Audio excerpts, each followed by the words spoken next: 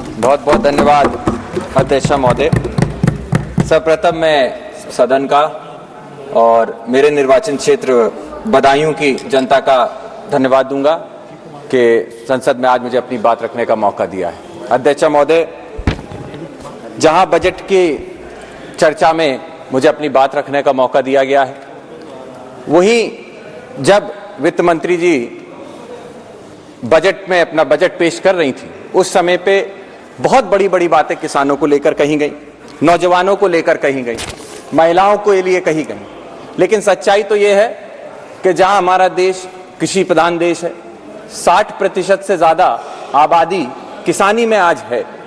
वहीं जब सरकार किसानों की बात करती है तो हम सभी को और किसानों को भी याद आता है कि जब प्रधानमंत्री जी ने किसानों की 2014 में आय दुगनी करने की बात कही थी, आज हम कहां खड़े हैं। हमने देखा इन 10 सालों में किस तरीके से किसान आंदोलन के जरिए अपनी जो भूतपूर्व मांगे थी, एमएसपी की मांगे, क्योंकि जब हम स्वामीनाथन कमेटी की बात करते हैं तो सामने से पक्ष के लोग हल्ला करते हैं कि हमने स्वामीनाथन कमेटी को लागू किया है। लेकिन सच्चाई अध्यक्ष महोदय ये है कि स्वामीनाथन कमेटी की जो मूल सोल था, जो थी एमएसपी, न्यूनतम समर्थन मूल्य, आज भी ये सरकार उसको लागू नहीं कर पाई है। और सरकार इस बात को याद रखे कि जब सर्दी, गर्मी, बारिश और धूप हमारे इस देश का किसान झेल रहा था, सरहद पे बैठा हुआ अपनी मांगों के लिए लड़ाई लड़ रहा था, उस समय पर यह सरकार ने अपना मुंह फेर कर उस किसान का अपमान किया है। हमें याद रखना होगा कि 700 से ज्यादा किसानों ने जब अपनी जान का बलिदान दिया, उस समय पे ये मौजूदा सरकार ने उनके बलिदान को पहचानने से भी इनकार कर दिया था। याद रखना होगा कि आज भी इस प्रदेश, इस देश के किसी ना किसी कोने में कोई 800 वो परिवार हैं जिन्होंने अपने मुखिया को खोया है। उन बच्चों के बारे में सोचिए जिस किसान के बच्चों को पढ़ाने के लिए, शिक्षा के लिए वो मजदूरी करता था, खेत में अपनी मेहनत मजदूरी करता था। आज उस परिवार का भविष्य क्या है। मैं आपके माध्यम से अध्यक्ष महोदय पूछना चाहता हूं कि मेरे निर्वाचन क्षेत्र में बदायूं, जिस क्षेत्र से आता हूं, वहां पे आज के समय पे सिंचाई को लेकर बहुत बड़ी समस्या है। जहां बदायूं के पास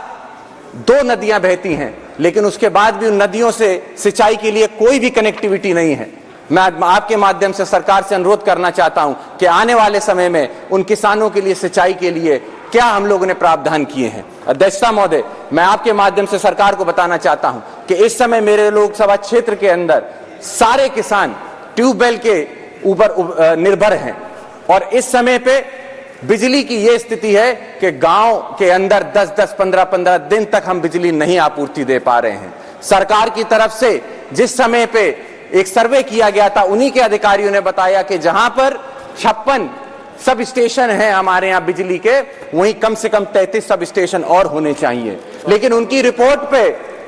जब सरकार ने निर्णय लिया तो उसको 33 सब स्टेशन को घटाकर मात्र 8 सब स्टेशन किए जाने की बात आ रही है। मैं आपके माध्यम से अध्यक्ष महोदय अनुरोध करना चाहता हूं कि किसान इस समय पीड़ित है, त्राहिमाम मचा हुआ है क्षेत्र के अंदर, इसीलिए बिजली की समस्या को शीघ्र ही देखा जाए और इन समस्याओं को समझा जाए। साथ ही साथ मैं अध्यक्ष महोदय, मैं आपके माध्यम से अनुरोध करना चाहता हूं सरकार से, सिर्फ उत्तर प्रदेश नहीं, कई प्रदेशों के अंदर किसानों के लिए सबसे बड़ी समस्या अगर कोई बनती जा रही तो आवारा पशुओं की बनती जा रही है। जहां किसान और उसके परिवार को दिन दिन भर इस चरकती धूप में खेती करनी होती है अपनी फसल के लिए, अपनी फसल की उपजाऊ दाम के लिए खेतों में मेहनत करता है, वहीं वो रात रात भर जाग कर अपनी फसल की रखवाली उन आवारा पशुओं से करता है। वही आवारा पशु जब रात में खेत चर जाते हैं तो किसान का नुकसान होता है, और वही आवारा पशु जब सड़क पे जाता है तो किसी ना किसी नौजवान की या महिला की जान लेने का काम करता है। अध्यक्ष महोदय, मैं आपके माध्यम से अनुरोध करूंगा सरकार से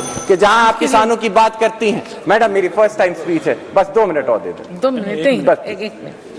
मैं आपके माध्यम से अनुरोध करना चाहता हूं अध्यक्ष महोदय कि जहां किसानों की बात की जाती है, वही किसान सम्मान निधि को देखकर सरकार अपनी पीठ थपथपाती है। मैं आपको बताना चाहूंगा कि आंकड़े कहते हैं कि रूरल सेक्टर के अंदर जहां पे खरीद की क्षमता घटती जा रही है, निश्चित तौर पे हमें समझना होगा कि किसान सम्मान निधि किसी काम की नहीं है। अध्यक्ष महोदय, मैं यूथ को, नौजवानों को